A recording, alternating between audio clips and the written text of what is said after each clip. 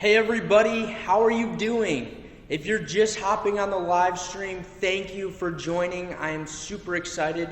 We're gonna give everybody just a minute or two to hop on, and then we're gonna cover some housekeeping items.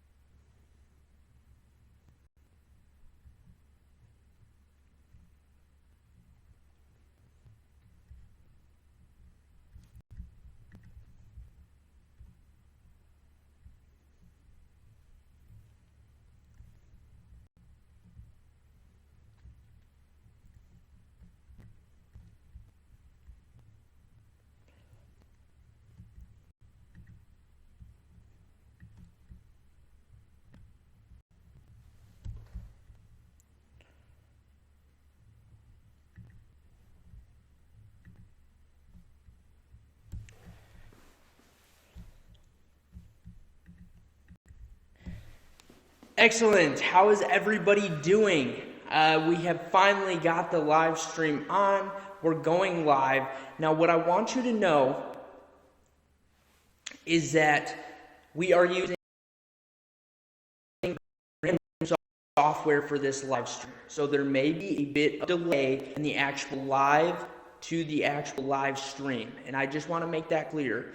So before we get into the meat of this live stream, because we're using new software, I want to address a few housekeeping items. First and foremost, I want to make sure that you can hear me and you can hear me clearly. Again, there may be a bit of delay, and I want you to know that that is because this is a brand new software and it's we're still going through some of the technical adjustments, and we'll be evolving with the technology as we continue to use this software. But I want you to go ahead and write in the chat below and let me know if you can hear me okay.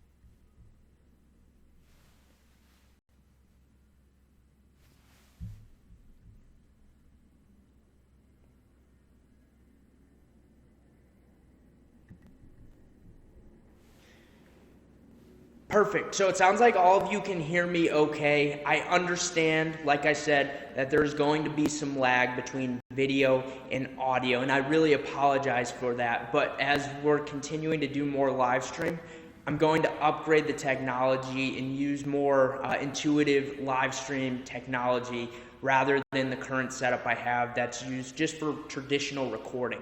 So I appreciate you letting me know that you're here, you're live, you're in the chat. Now, as far as the housekeeping items I want to address, first and foremost, thank you for being here. I'm super excited to perform this live stream. I'm excited to present to you how to start and run a web development business that is successful and profitable.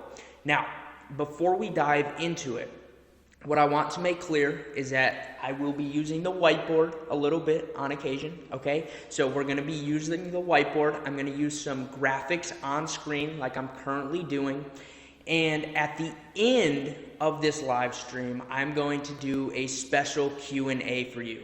However, what I can tell you is that this chat is going to be very busy and there is going to be a lot of questions. Now, this is not required of you by any way, shape, or form.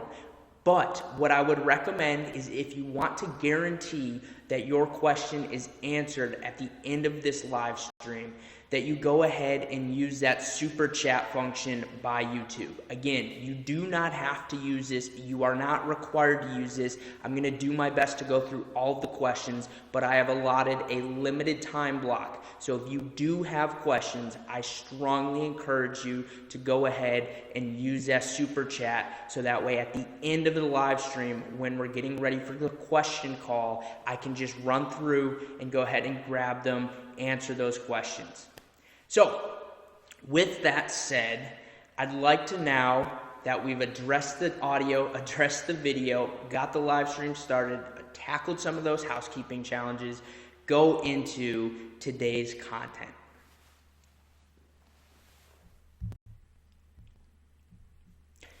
In addition, you're going to see me every few seconds or so, because right now I'm a solo operation. I just got me managing the live stream, managing the software. So if you see me step up to my laptop here, all I'm doing is making sure that the frames are correct, that the correct graphic is up, that you can hear me, and that the video is properly streaming.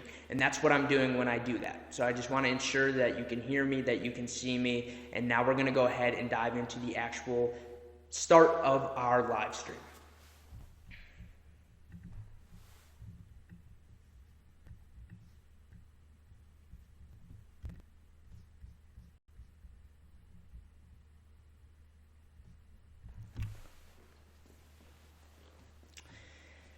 Okay, perfect. So you are here in our to start and run a successful web development company. Now, you're probably asking yourself, Michael, why? Why did you choose to go ahead and create this topic in particular? And I'd love to explain that to you.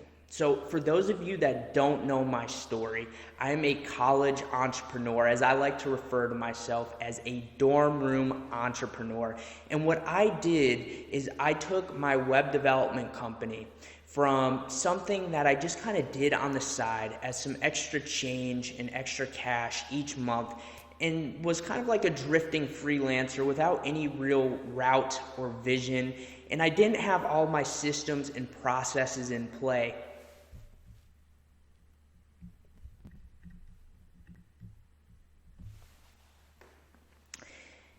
And because of that, I really had a struggle hitting any real business objectives, really building a business as a whole. So what I did was, I was in my junior year of college, and I'm right now in my senior year, almost finished.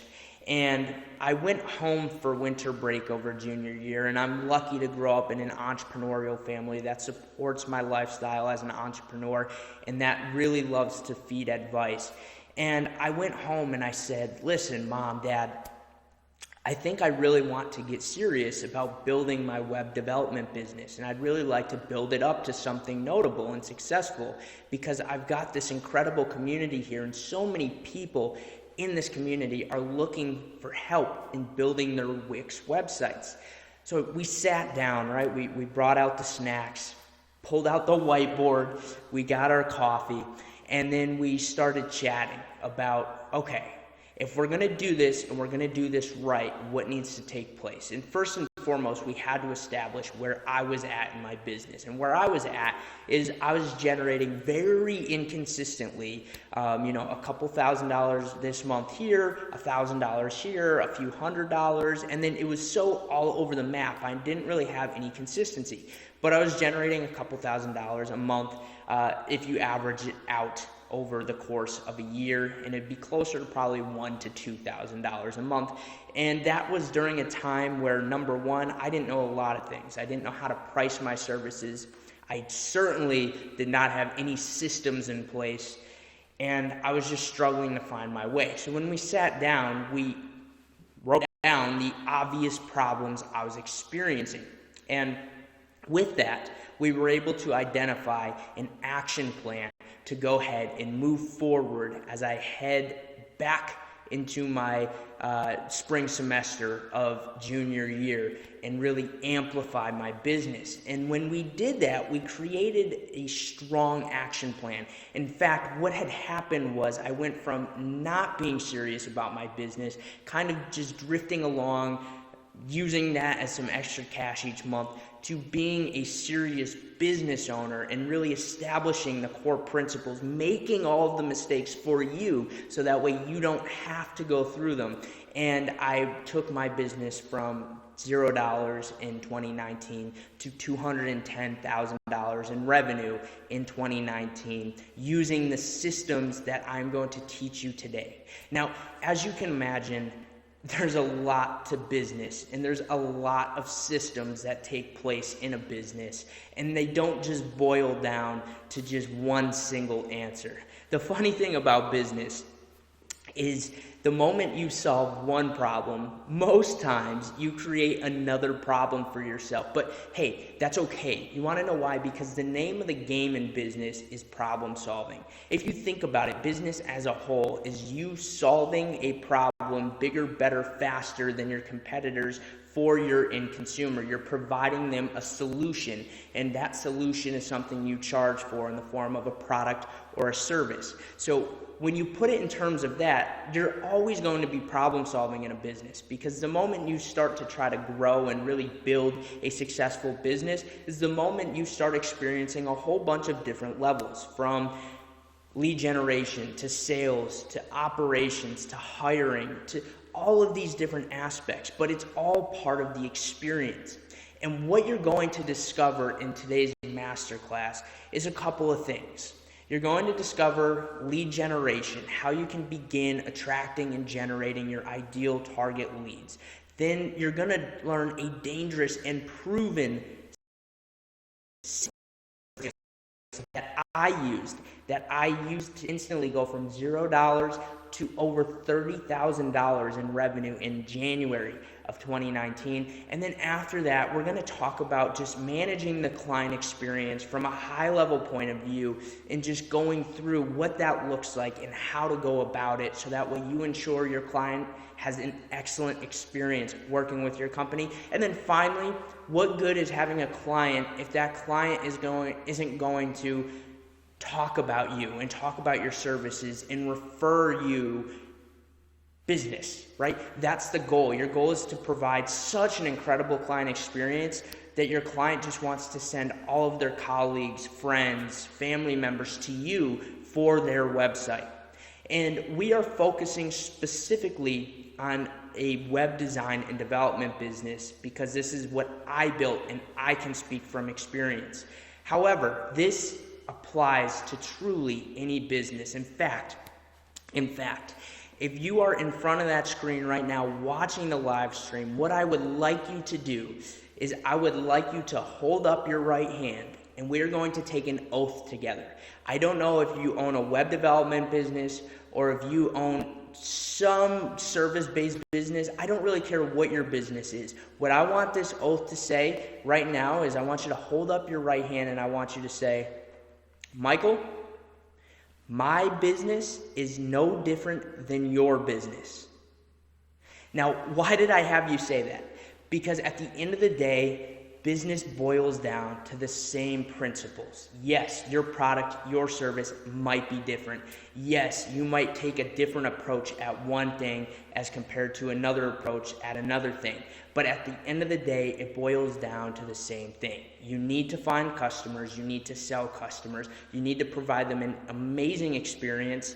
And you need to obviously fulfill that work and hopefully generate referrals or new customers regularly, right? And that's how business works from a very, very high level point of view in vague sense. So if you've taken the oath, I'm now going to take a step back and just check the live stream and make sure that we're on track and everything is looking good.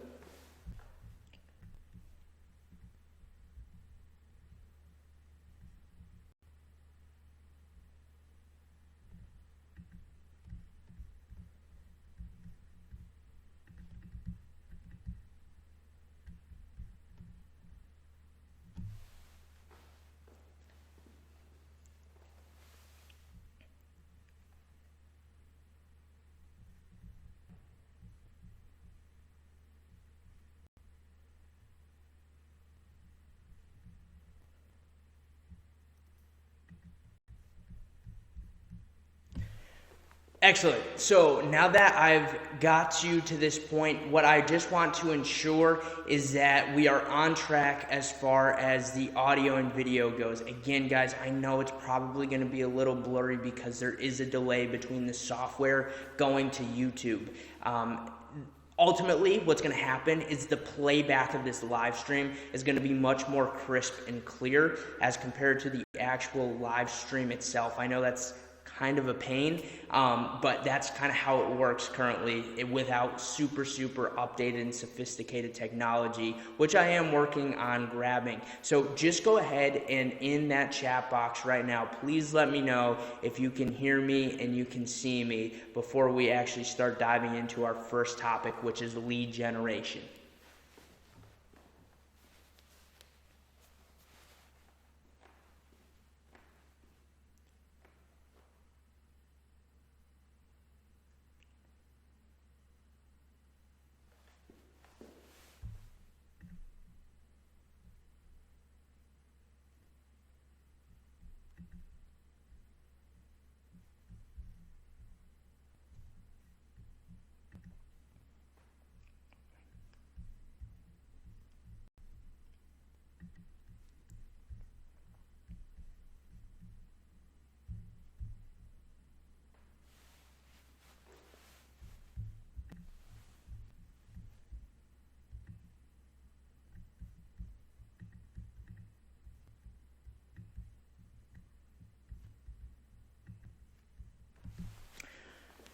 Perfect. So it appears that everyone can hear me and that we are on track with the live stream, which is super exciting. I appreciate that. Thank you for your patience and cooperation with this. If you haven't know, this is the first time we're doing a live stream in this type setting. I was super excited, but a bit nervous because of the technological issues that could potentially come up with a live stream, especially when you're a solo operation right now. So I'm glad to hear that's kind of clear and that we're able to progress from that. So, first topic we are going to discuss is lead generation. What I would like to say is that ultimately, when you go about starting your web development business, I don't know what stage you're in. I don't know if you are currently not in business. I don't know if you've currently got a business and you'd like to grow. I don't know if you're in business and you're at a growth stage right now, but you'd like to continue to progress that growth. I'm not sure where you stand, and I would love for you to go ahead and type that in the chat box to let me know, because I'm really curious to know where you do stand in that whole process. But it doesn't really matter, because what I'm going to explain to you in this how to start a web design and development business, I use the two interchangeably, they're two different things, is that it boils down to three main things. You have to find clients, okay? You have to attract them, which is your lead generation phase. You have to have a sales system in place to sell those clients and know how to price your projects.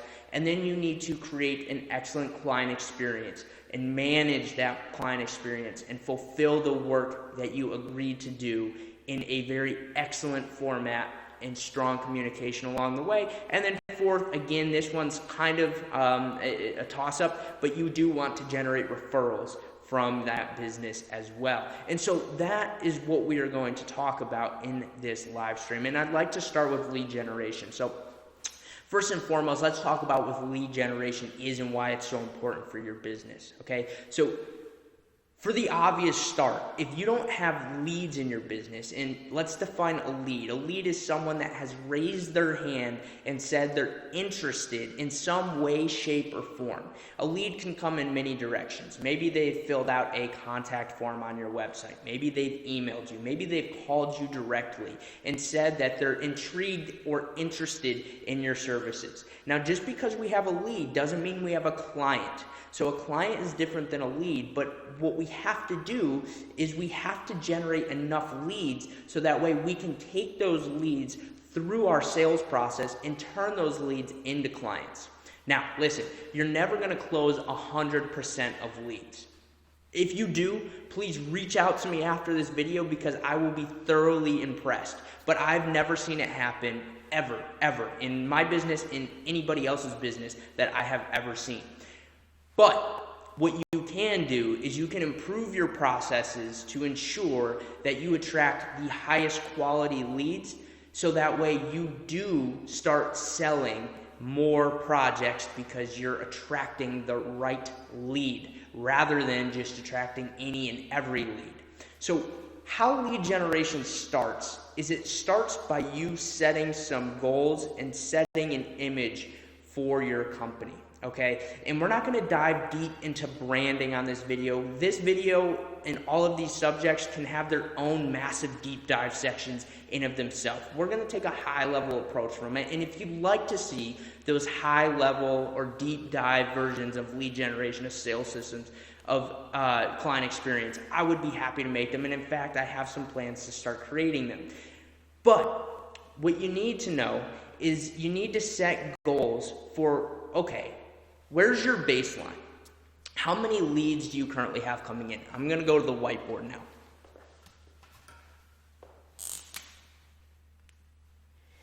And what we're going to draw here is we're going to draw a funnel, okay? And it's going to be a broad funnel, but we're going to draw a funnel of how this works.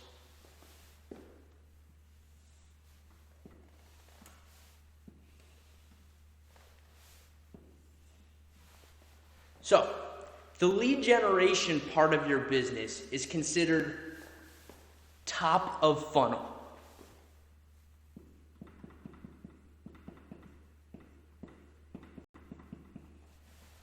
This is the part of your business where these leads start to come in. Now, there's different forms of funnels. You can say that this top of the funnel would be just the overall starting awareness of your company, or the first interaction they have and they're not actually a lead yet. But we're going to do it in the case of this video and how the system would work from lead generation to sale to client experience to referral.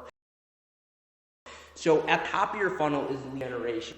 You have to generate leads, and in order for you to attract your ideal client, what you have to first figure out is who is your ideal client.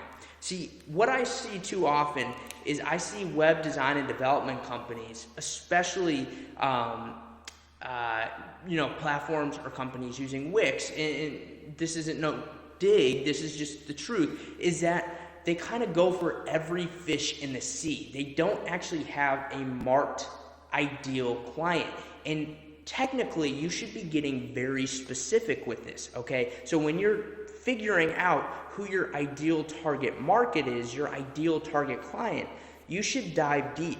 You should know things like, with your ideal target client, what type of business or industry in. I encourage you to niche down if you're a web designer development business. So are they in, trucking? Are they in marketing? Where are they? Who are they, right? So figure out who that is, what industry that is. Figure out how many employees and how much gross revenue your typical ideal client has, so that way you can be very clear in your messaging. And then you also want to figure out things like, what does an ideal client look like to you? Is it someone that haggles you every time you bring up the price of your service? Is it someone that is just constantly draining you with all the communication requirements? That doesn't sound like a target ideal client to me. No, when you do this exercise, what you should be doing is figuring out exactly who that is. Typically, your ideal client is going to be someone that respects you, respects your time, respects your prices, right? So they're going to be someone that's flexible, someone that wants good communication, that expects a high quality service, so that way they get a high quality result. This is typically the starting makeup of your ideal client. But once you identify who your ideal client is, which I'm happy to do a deep dive video on, it's called Your Ideal 4% Client. I have plans to make this video. If this is a video you'd like to see, comment down below, comment in the chat box, and let me know so that way I'm aware. But once you identify who that ideal client, that ideal 4% client is, then you need to identify, okay, so that's my client. How do I reach them? How do I attract that client without having to, just go through one form of attraction? How do you attract them? Where do they spend time, both physically and on the internet? And then you can start working backwards to identify what systems you're going to use for your lead generation, because lead generation is top of funnel. Without lead generation, you don't get down here, and we'll get to what is down here, but you'll never get there because you'll never have leads to actually sell to, right? So just as a starting point, let me give you a few suggestions and a few ideas on how you can attract your leads. Now, I want to give you an example. Let's pretend we're looking for, a fairly highly influential client, someone that's got a large budget, someone that respects your time, that is understanding of flexibility, that things happen, that wants open communication, someone that's got a little bit more money, someone that's a little wealthier, right? And someone that is demanding a high quality service, right? That's who we're looking for. Now, you have to backtrack from that. So you have to think about, okay, where do those wealthier people that do expect that kind of service typically spend time, both online and physically? And you start to work it back, and it depends on if that's a male or a female client, but you start thinking about things like, okay, is the local country club, is that a good place to go start connecting with people? Is that a good place to maybe go meet a new friend and start golfing on, and you determine the amount of time you want to spend doing that, and figuring out, okay, maybe this is where I can start to make some connections and find some of those wealthier clients. Or if it's not here and I don't find a client here, maybe I can make the connections to help put some feelers out to find clients, and they can use them as a referral system. So you have to backtrack and think about it. But if you're talking about generating leads online and physically, I'm going to write down a few ideas here to get your creative juices started, to start thinking about how you want to begin generating leads.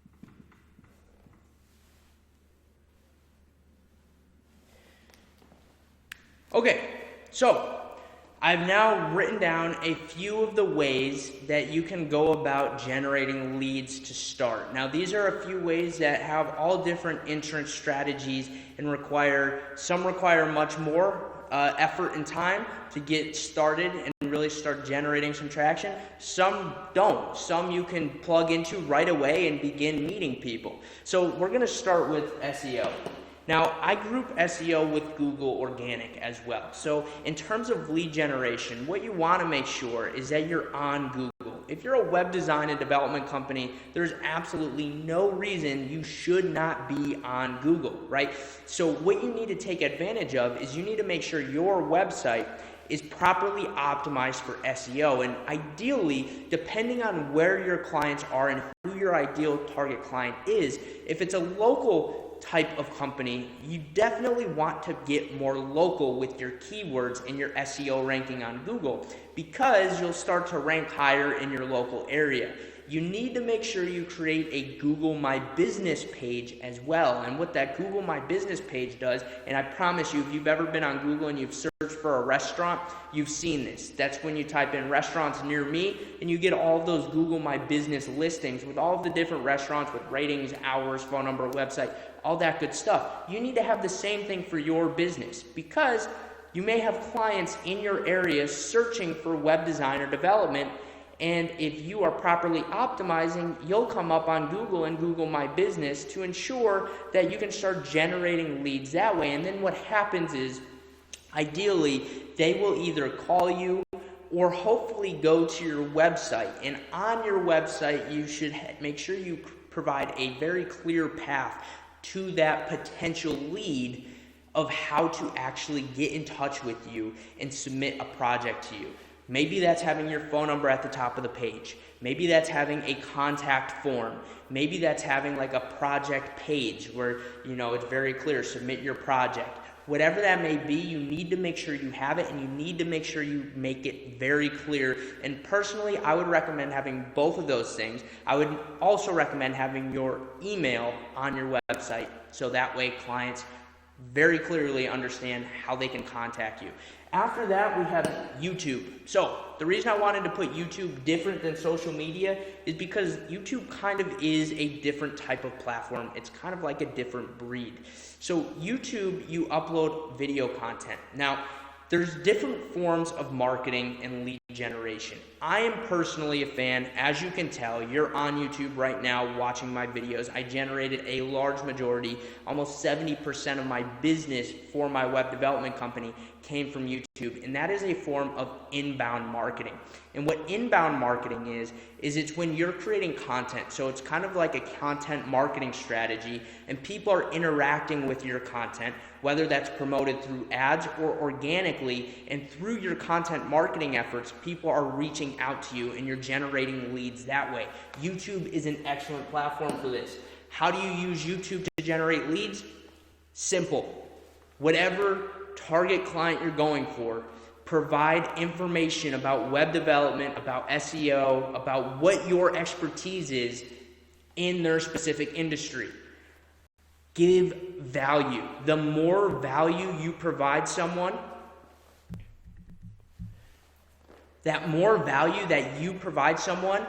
higher the likelihood that they're going to want to reciprocate that, or you then become, and this is important, the authority in that space. Now, I'm not going to sit here and say that I'm necessarily the authority in Wix, but what I can tell you is that I've created quite the content marketing machine using YouTube, and I've built myself up as someone that understands Wix, a Wix expert, and we have built as a community the largest Wix training community on YouTube globally. So with that said, if you're the largest global community in your specific industry or niche, it builds some authority for you and your brand, because now when people are searching online where to go to for these things, they think of you, the authority that's helping them and creating that content. And by doing that, what you need to do is you need to create outlets from YouTube for them to go ahead and get to your website, so that way they can submit a lead form or call you. Put your phone number in YouTube, business phone number. I don't think you want your personal phone number plastered all over YouTube. I could be wrong, but that's my personal opinion.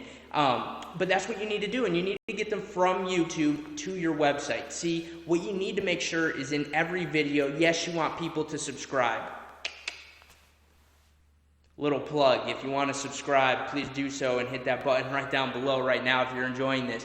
But more importantly, what you're doing with YouTube is, yes, you're trying to build that community, because then you've got a community of raving fans, so that way if at any point some of them don't need your services now, they can go to you later.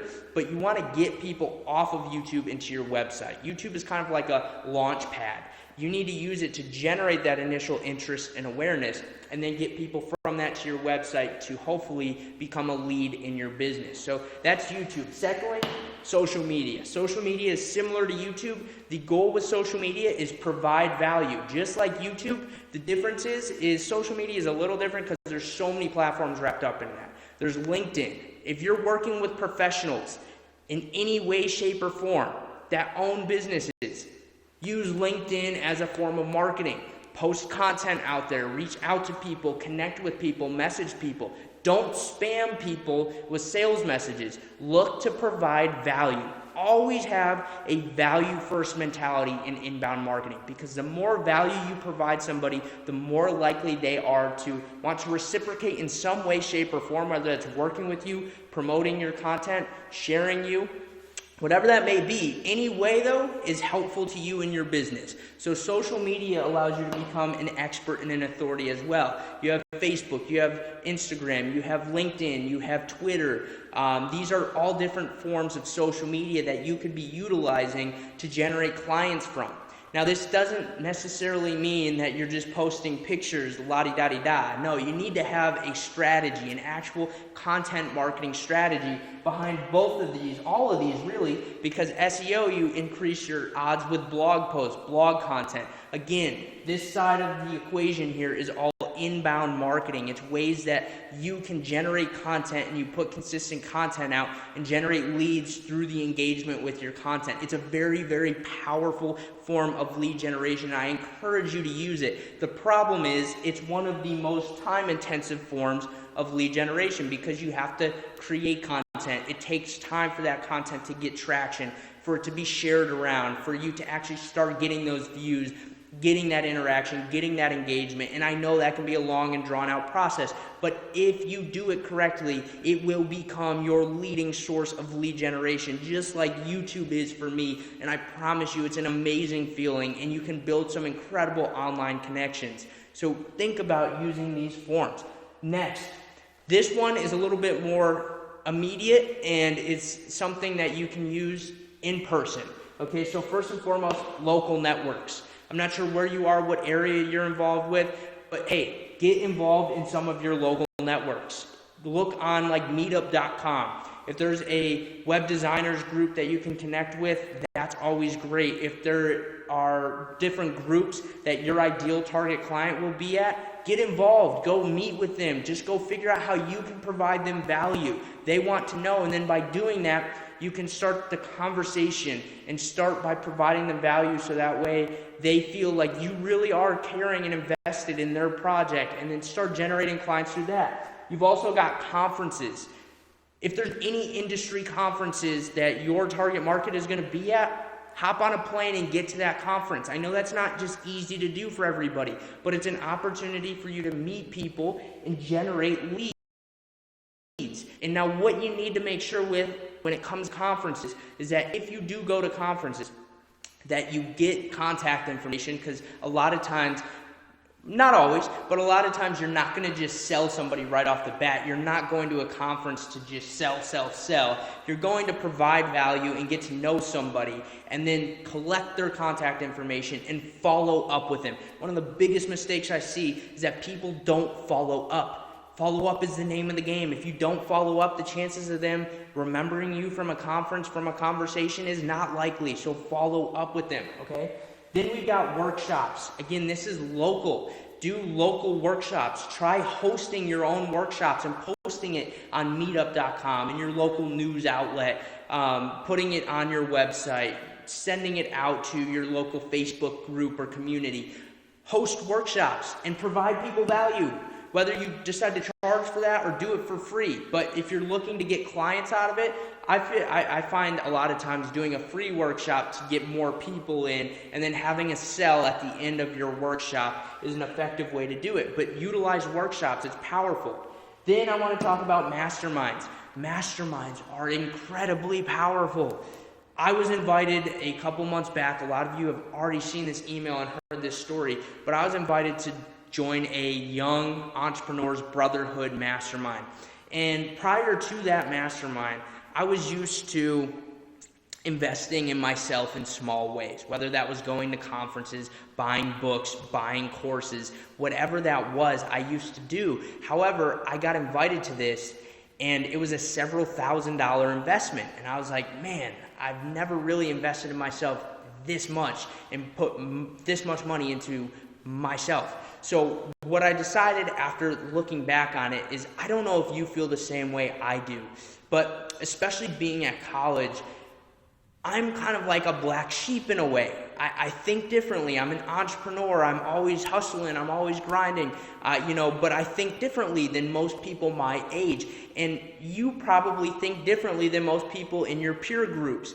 And so it's nice to be able to connect with those like-minded people, so that way you can get involved with those groups, and those different people within those groups, usually within your industry or some subset of your industry, are extremely powerful. I went out to LA that weekend back in January, and it absolutely changed my life. And I know that sounds crazy, but that's actually an understatement. It was the most powerful personal and business development weekend of my life. And it's because I connected with all of these different like-minded entrepreneurs, and we were all strategizing and working together and bringing our challenges that we face both personally and business to the table. And then everybody was pouring into you, helping you level up and really trying to find solutions to the problems that we experience. So having that support and mastermind group is so powerful. And guess what? Here's what's even crazier. After that group, I had Zach, my buddy, reach out, and he's like, hey, listen, I've got this person that needs a website built. Can you hook me up? And it was a referral source for me. And so mastermind groups, you're able to get very familiar with each other's businesses. So that way you become the go-to person for everybody in that group that has other people that reach out to them. And that's at the forefront of their mind. So mastermind groups are extremely powerful, and I highly recommend utilizing them as forms of lead generation. Now, I want to be clear.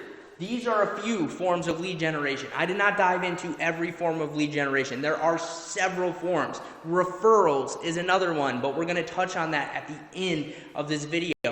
Live stream, I should say. So these are all different forms, but it's not limited to these. These are just forms that I have personally found that work, that I have seen work for both myself and others. So think about utilizing them. Now, I'm going to go ahead and erase this.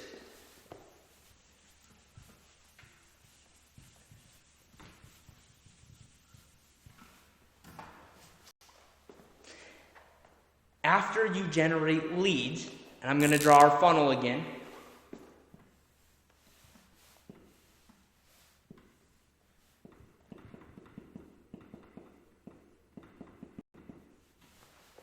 You need a system to turn that lead into a sale, into a client. And what that system is it's a sales system.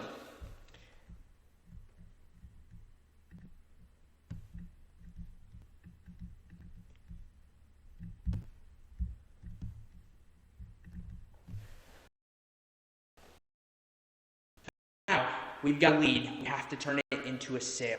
This is where real power came for me. So when I went home, we talked about creating a solid sales system. And it's this sales system that allowed me to go from $0 to $30,000+ in revenue in month 1 of 2019, which is absolutely unheard of for me as a dorm room entrepreneur. I was just blown away that this worked and it was so effective. And what I love about it is it's disruptive. It's different. Nobody else does this in the market that I'm aware of, especially in web design and development. In fact, it's looked at as kind of just an odd approach. And guess what? You will get some hate for this type of system, and that's okay, and you got to be okay with that. But once you get those leads, you got to turn them into a sale, right? So now it's time for a sales system.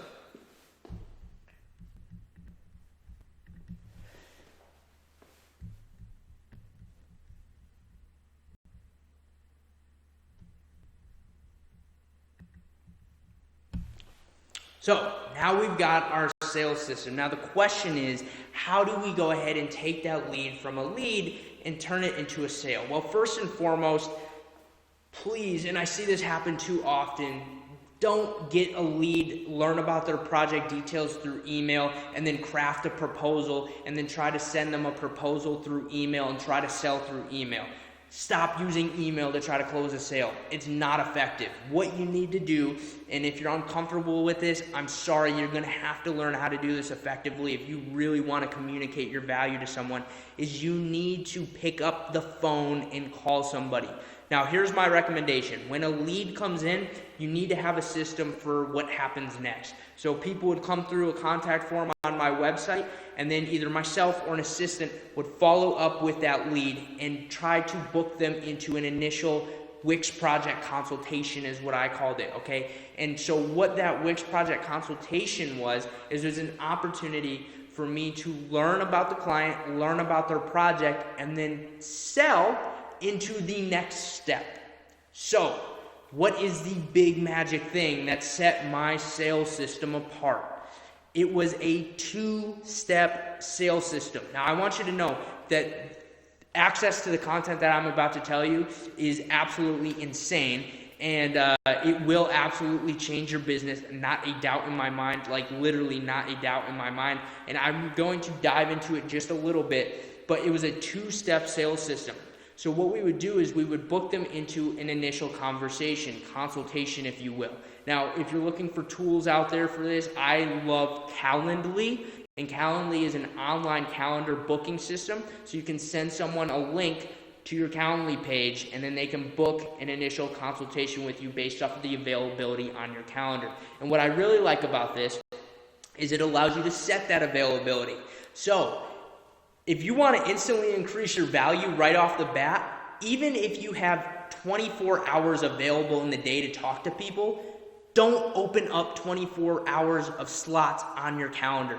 Make it like 5. So that way, or 3 to 5. So that way it's limited. If you come across a person's calendar and you realize, holy crap, they are booked up all the way through April, and they only have 3 slots available per day. What is your thought initially? I know what my thought is. My thought is this is a busy person, and this person is likely high value if that many people are trying to book with them and they've only got this many slots available. That's someone that I respect. So with that, just a little hack for you, just calendar hack, is go ahead and limit the amount of slots you have available so that way your value of your time instantly increases. And then we would book them in that consultation, and on the which project consultation, you need to have a sales system. So the goal of this conversation was to sell them into the next step.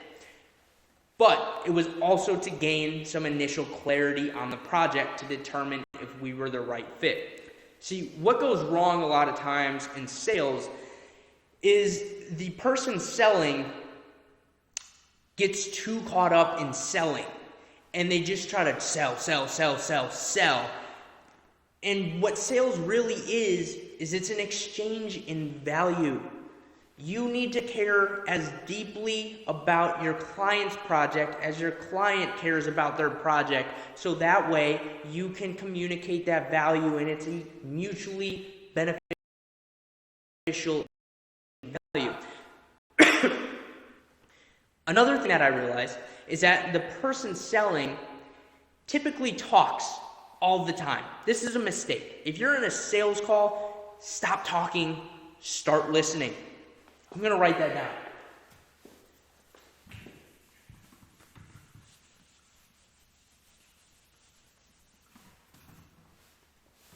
So, book a call. 2-step sales system.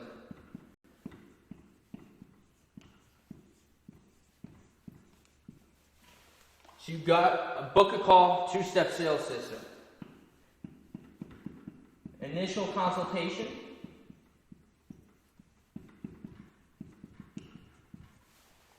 On that initial consultation, stop talking and start listening. The person doing the buying should be talking 80% of the time. The person doing the selling should be listening 80% of the time. If those roles are flip-flopped, the person that's buying from you now has the advantage in that conversation because you won't stop talking and you're digging yourself in a hole that becomes harder to sell out of.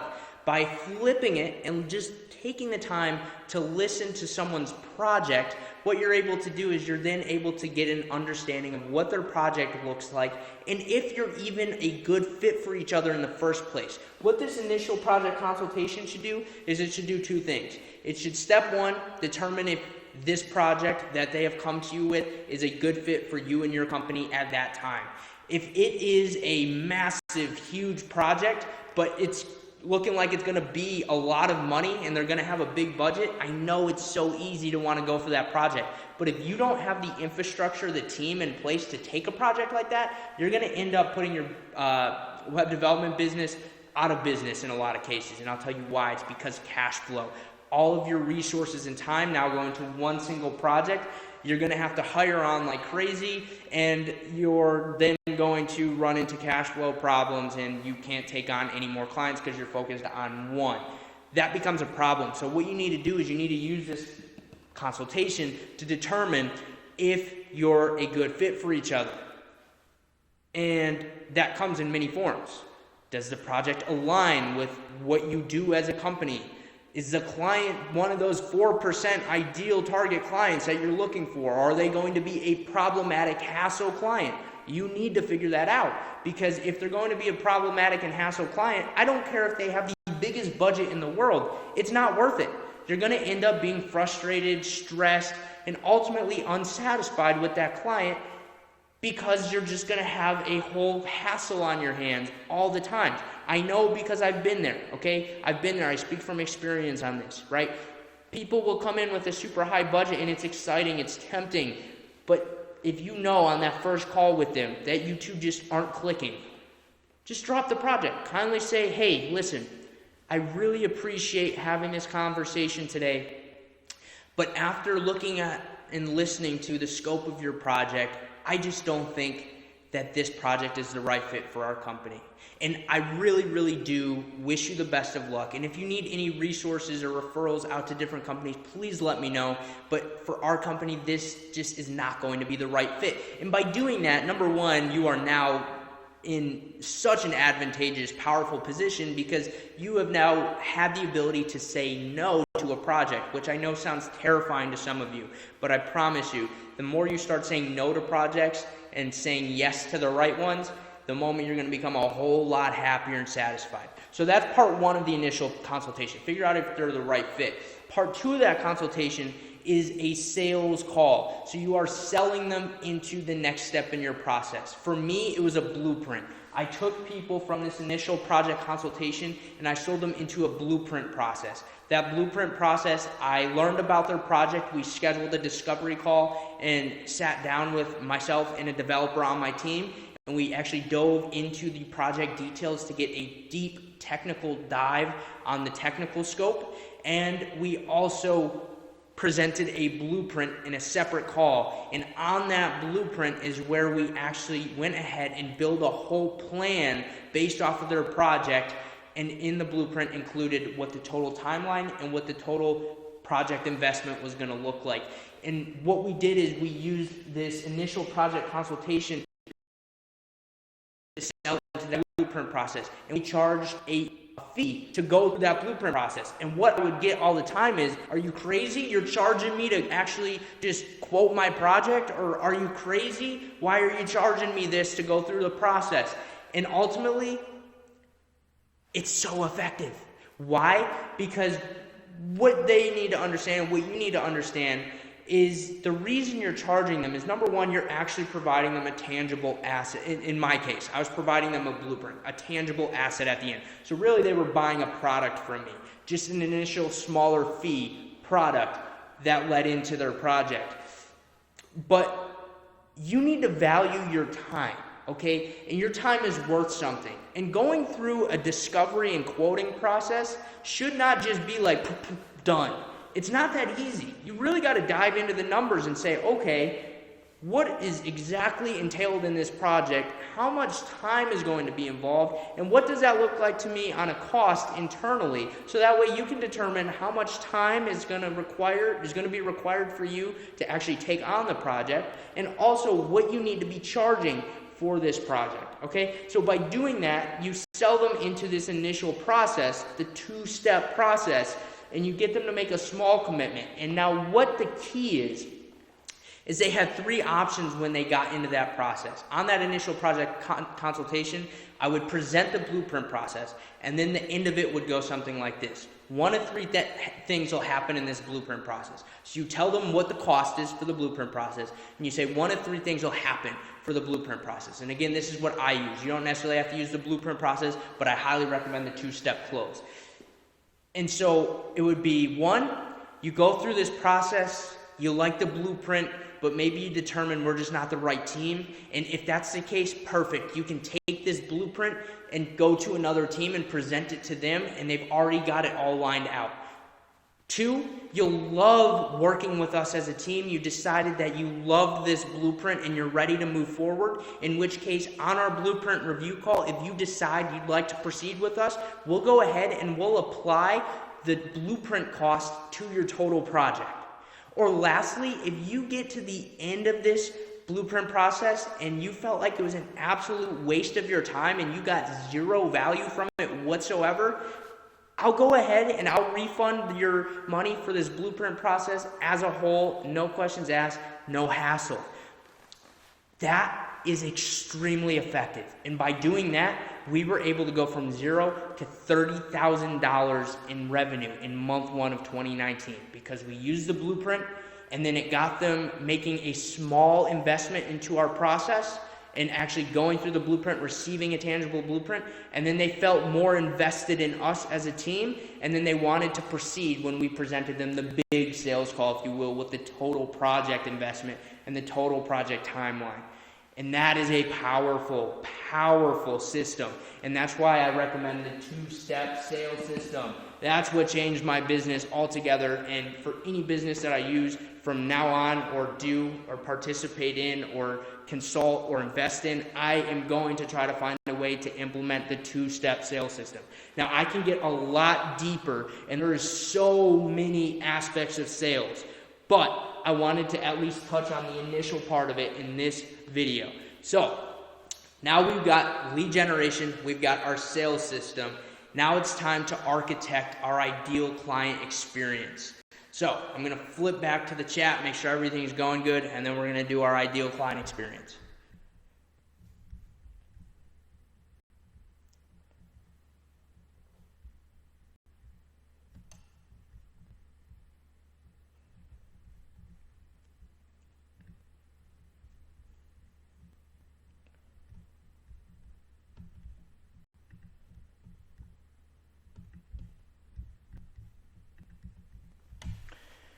Okay, now it's time for our ideal client experience. I'm going to erase the board.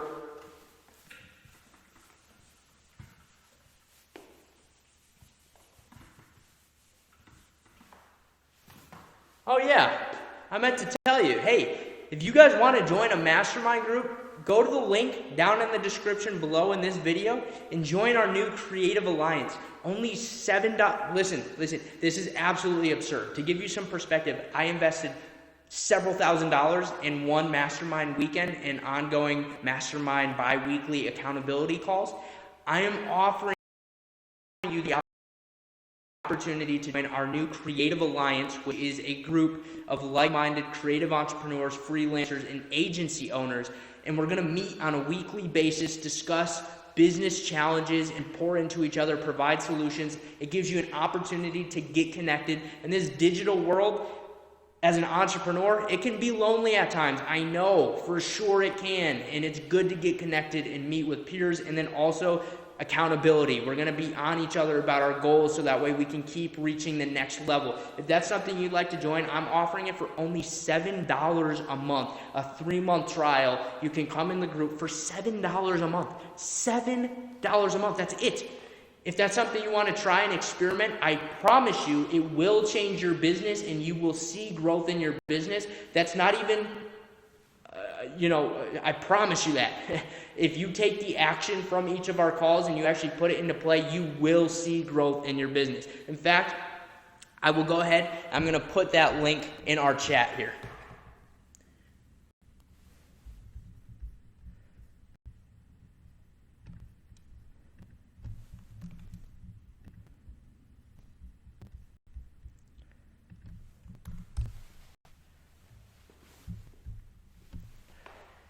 And if you haven't liked, subscribed, done all that on this video, I highly recommend you do that as well. All right, so join that Creative Alliance. It's going to be an incredible experience, but now let's talk about the client experience. So you've got leads, you've started generating leads, you've taken those leads and you've sold them, and you've got them to the point of now they're a client. Now it's time for you to fulfill that work and provide an exceptional experience to that client. So I'm going to go back and draw the funnel again.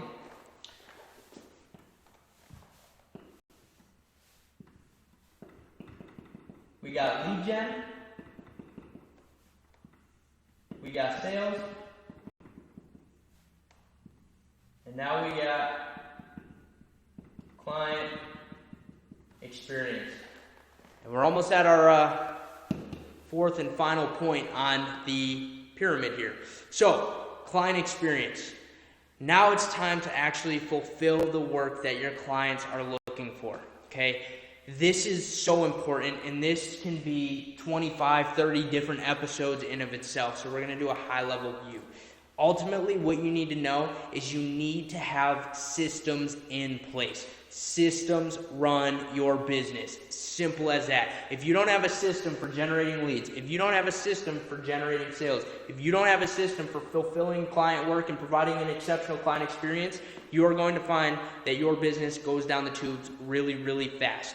Because you might be good at generating leads and selling people into that, but if you can't fulfill that work and actually provide an incredible experience for your client, what's the point? No, they're not going to want to refer anybody. They're not going to want to do business with you. They're going to ask for a refund is what's going to happen. So have systems in place, okay? So when you get that sale closed, what happens right after you sell it? Well, I don't know. You have to work out your process. But what should happen is you should have a client kickoff call. They've just become a client of yours, and now it's time to start taking action, right? So you should have a client kickoff call where you kind of go through your rules of engagement. What I mean by this is, what does a process with working with you look like? And this is on this call is where you should line out, here's all of our deliverables. Here's the deadlines we're going to hit with each deliverable. Here's how often we're going to communicate, whether it's a weekly call, weekly check-in email, and a bi-weekly call. You have to determine what's going to work best for you and your client. And then you should also establish, here's where our project timeline is going to be. Here's the deadline to finish the project. And make sure it's very clear how you're going to communicate with them, how often you're going to communicate with them, what you're going to be doing each week, and how you're going to present that to them in the form of a progress update. These are all important steps, especially because they are trusting you. They just paid you. Hopefully they paid you a 50% deposit. Always ask for a 50% deposit on your sales call. Otherwise, you can quickly get burned if you get to the end of a project and then they just decide they don't want to pay you. It happens. It's sad, but it happens.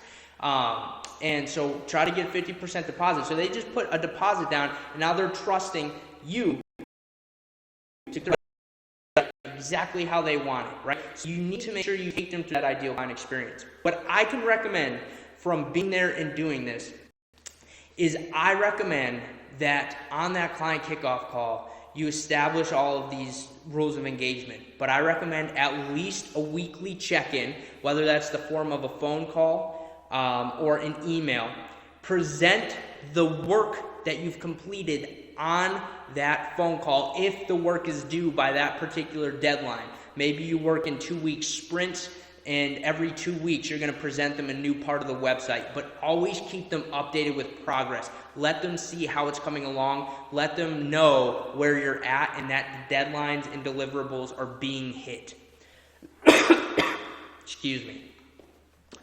Once you do that and you have your weekly check-in, weekly call, you show them progress updates, you just want to add special touches along the way. So maybe right after they sign on with you, send them out a little thank you note. Just write a handwritten thank you note or a thank you gift or maybe a gift card or something. Just send them something. They're spending, hopefully if you're pricing yourself right, they're spending thousands of dollars with you to build out a professional website.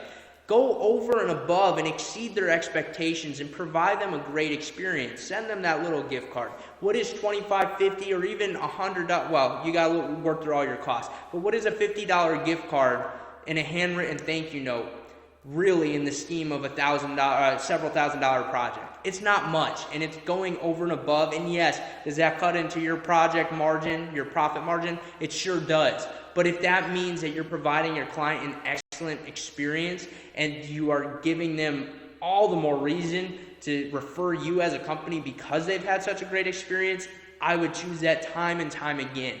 So what your goal needs to be for the client experience is you need to think about if you were a client and you were working with a web development company, how would you want to be treated? It goes back to the golden rule. Treat others the way you'd want to be treated. And it really is just that simple.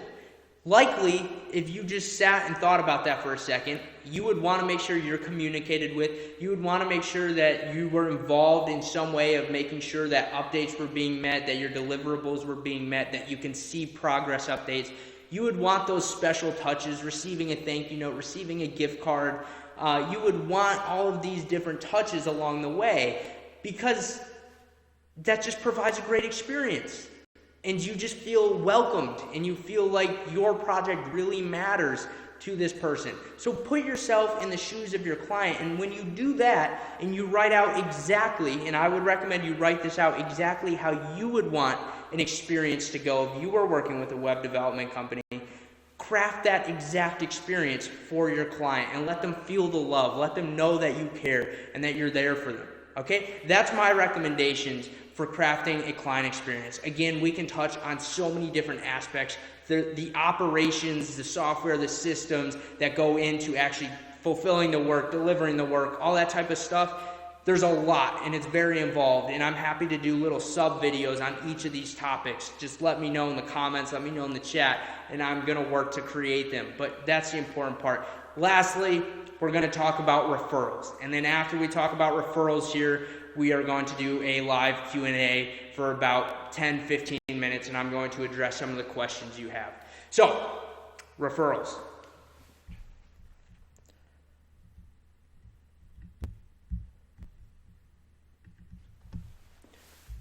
I'm going to take a sip of water.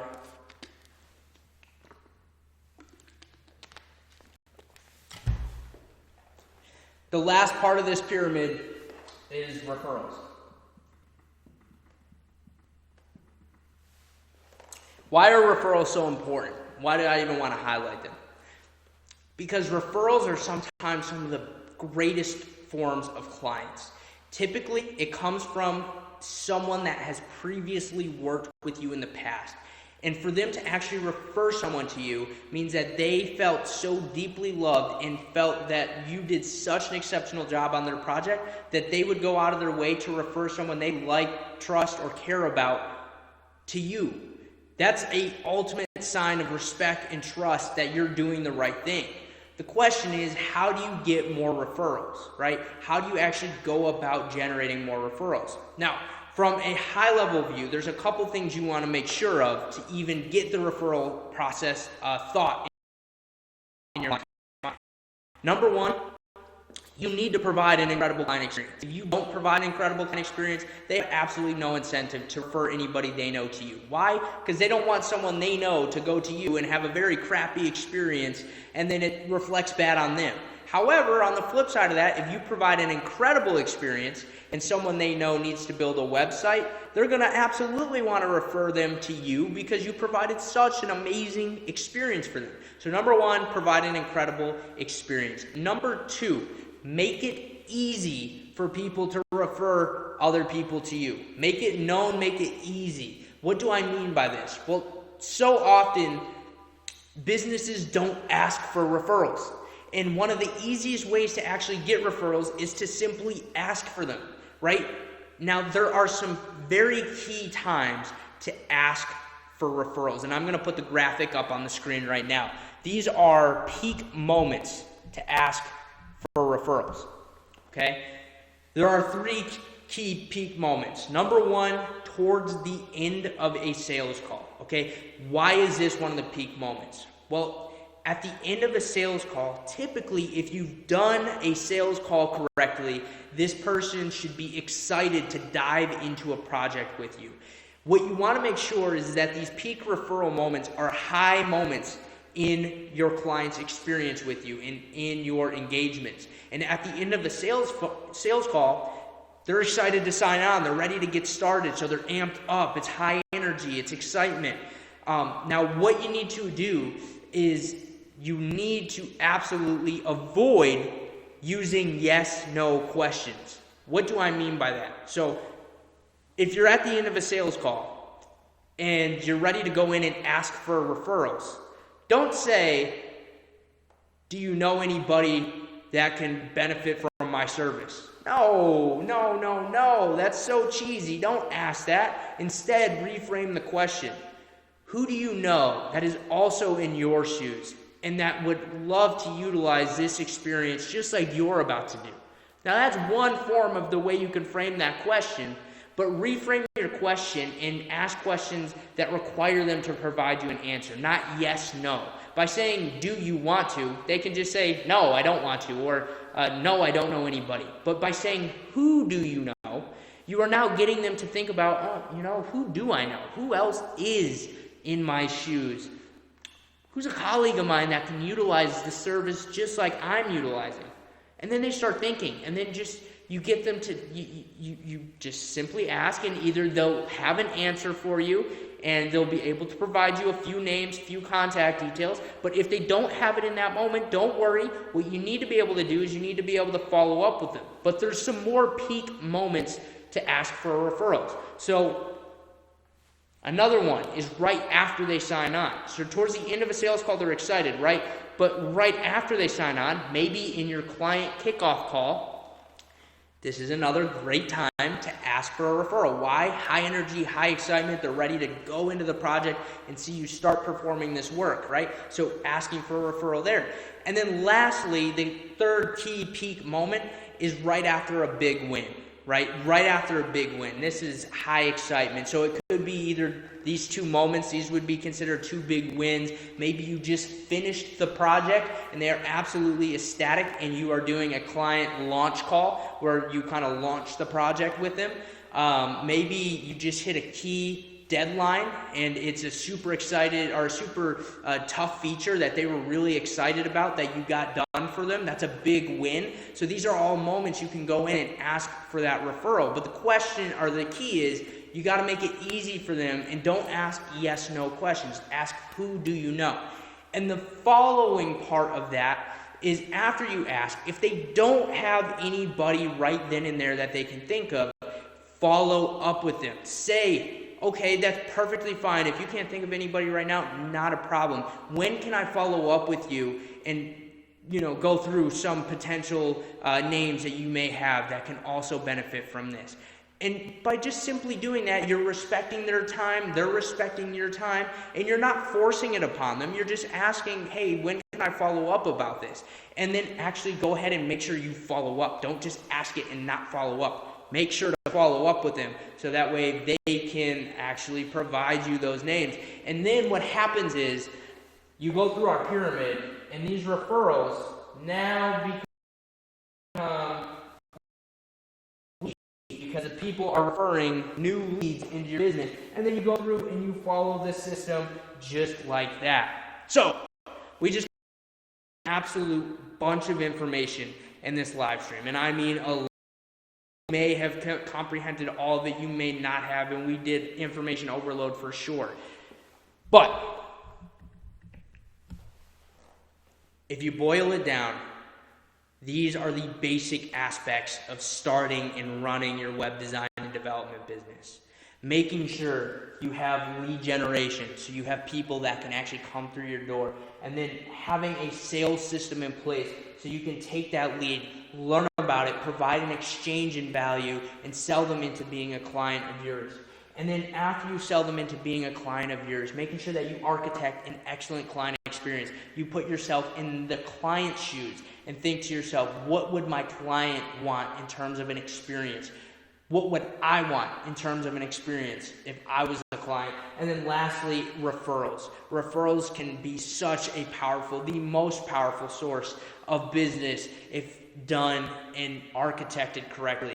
Make it easy for people to refer. If you want, you can even do things like referral packages right after a big win or right after they sign on. You can send them out a special referral kit and make it easy for them to fill out and send back to you and send them a small gift or something like that. Just make it very easy for your client to take what you know and refer them out to you.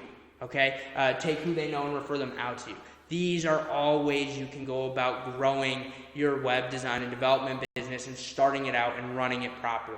So with that said, this is the end of the content. but I wanted to answer about 15 minutes of questions. So I'm going to give you an opportunity right now to go ahead and type in the chat.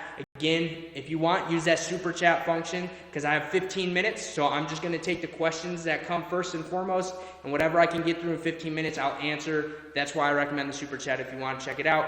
Lastly, don't forget to subscribe right down below if you enjoyed this content. This is the first live stream in this format that I've done. I know it was a little rickety. I know it wasn't, the top performing, highest technological live stream, but I hope you enjoyed it and I hope you got value from it. Drop a like, comment down below, all the works, you know how it goes. Let's jump into some Q&A. Oh, and join the Creative Alliance. You want to be on those group calls each week with us. Go ahead in the chat and start typing those questions.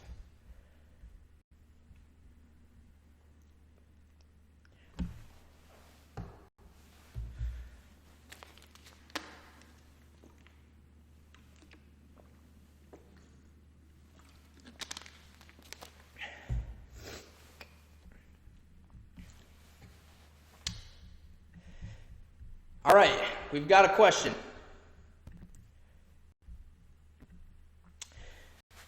Question is, how do I attract more clients and how do I find them that can spend $3,600 plus for a website? I have some projects, but I'm not getting any new clients at all other than the ones I had. First and foremost, it sounds like you've had projects, so why don't you try that new referral system we just talked about and actually reach out to them and try to generate referrals? If you provided them a great service, I don't see why they wouldn't be willing to provide you referrals to start generating more leads.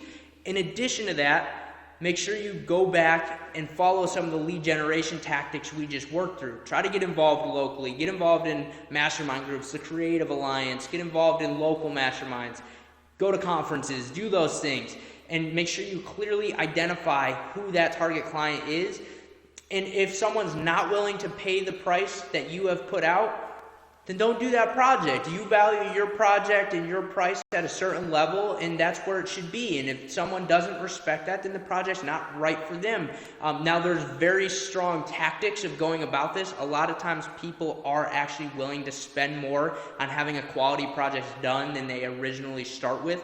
Because, of course, by human nature, when someone's in a negotiation, they want the best value, you want the best value, right? So they're going to start really low, you're going to start really high. Find a compromise. Find that best exchange in value. And I'm going to do some sales role-playing videos, so I hope you enjoy those. That would be my answer to you right off the bat. I'm glad you enjoyed the masterclass. How much did I charge for the blueprint? Really like this idea. So I went through a lot of different price tests. When I first started charging for the blueprint, I charged $249. Nothing wrong with it, but that was kind of right at the start before I started really valuing my work and my time, especially after I started generating a lot of clients.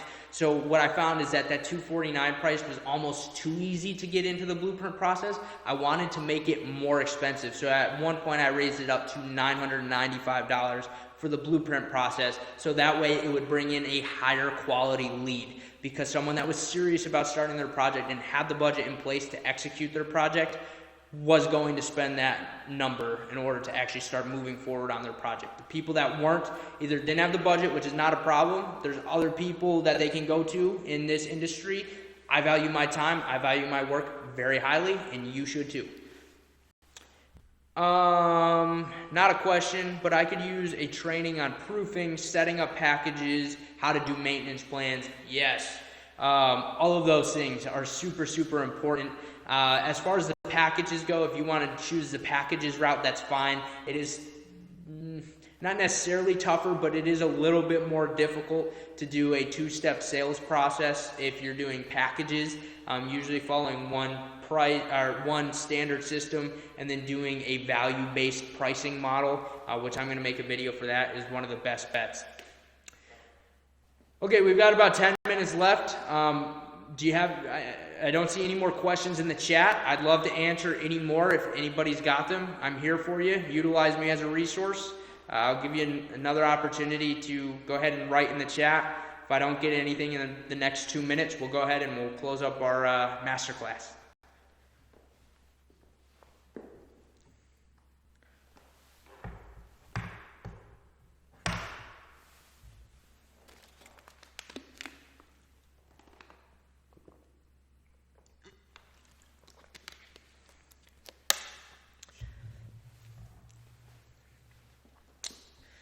Okay, what did I include in the blueprint package? Some clients may not understand the price and the value.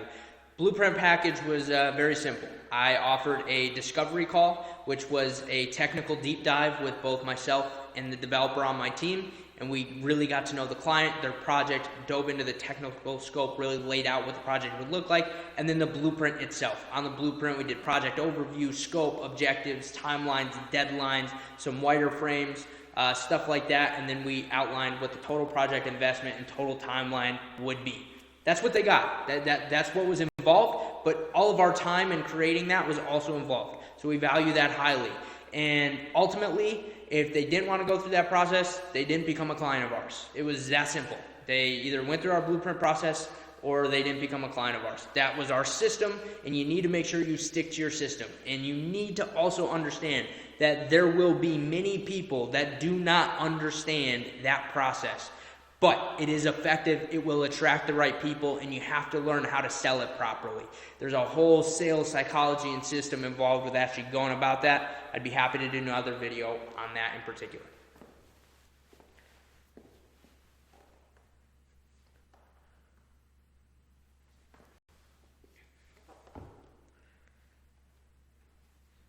I'll go ahead and give everybody one more opportunity to go ahead and write in the chat if you've got a question. If I don't get anything in the next minute, 2 minutes, we'll go ahead and we will end the stream.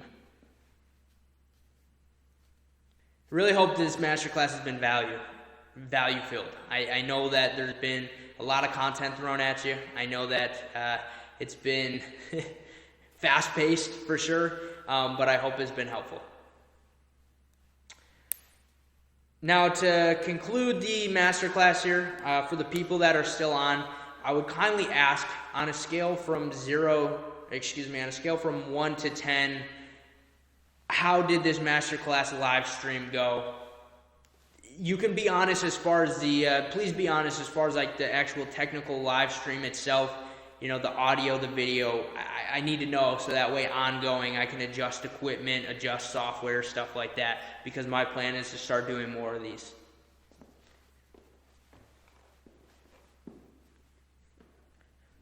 So I'll give you an opportunity to go ahead, write on the scale from 1 to 10, how was it?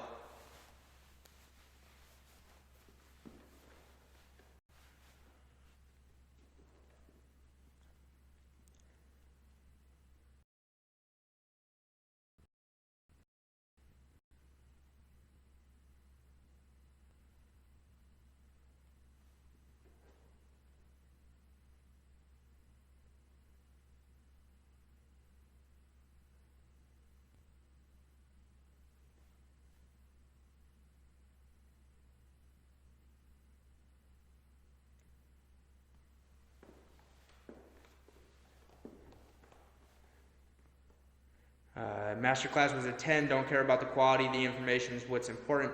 I agree. Thank you for that. But an honest question, how was the quality? Because that is an aspect that I want to improve on overall, so that way ongoing live streams have high quality. I need to make sure that that's there. I'm upping the quality of my content. I'm trying to attract that freelancer, web development owner audience. That's who I'm going for. I want to start teaching more of the business practices behind that. So the quality's got to be there. So I just want to make sure quality-wise that we're on par.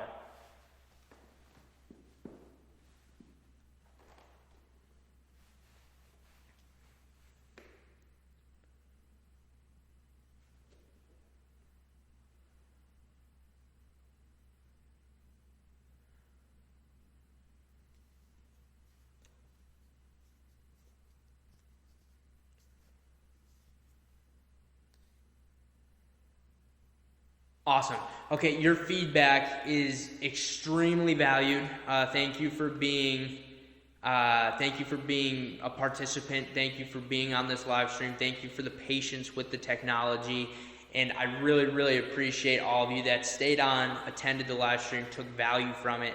Obviously, that's so important, and I'm so excited to see you blossom. I would really, really love to see you join the Creative Alliance. I know there's a bunch of you in here right now that can plug into our new Creative Alliance, secret Facebook group, weekly video calls, community, all of that for only $7 a month for 3 months. After 3 months, it's canceled. You can decide if you want to join in as a full member or not. But come in and give it a shot. You're going to get so much value out of it, and you will see growth in your business if you take the practices and actually put them into play. So again, if the Creative Alliance is something you would like to join, click that link in the description below. Join the Creative Alliance. I'd love to have you there. Other than that, once again, thank you very much for tuning into today's content. I'm excited to get to know each and every one of you more and more as you come into the Creative Alliance. And I'm excited to continue producing these helpful business side of web design and development, which is really where my passion lies, these videos. So that way you can continue to follow them and continue to build booming web design and development businesses.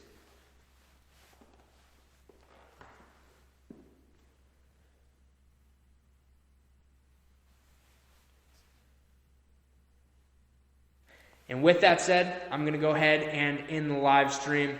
Thank you all again. I will catch you on our next piece of content.